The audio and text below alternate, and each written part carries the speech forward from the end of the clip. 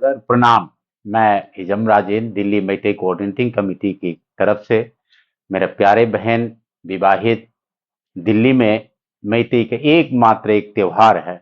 इसमें भाई अपनी बहन को एक, एक परंपरागत सदियों से चलते आ रहा है एक एकमात्र त्योहार निंगोल चाकोबा। ये आने वाला जो 23 अक्टूबर 2025 डॉक्टर अंबेडकर भवन झंडे वाला मेट्रो स्टेशन के बिल्कुल निकट आपको आमंत्रित करते हैं। आप बिल्कुल अपने परिवार के साथ समय से सुबह 10 बजे डॉक्टर अंबेडकर भवन में आप पधारिए। आपका हम स्वागत करते हैं।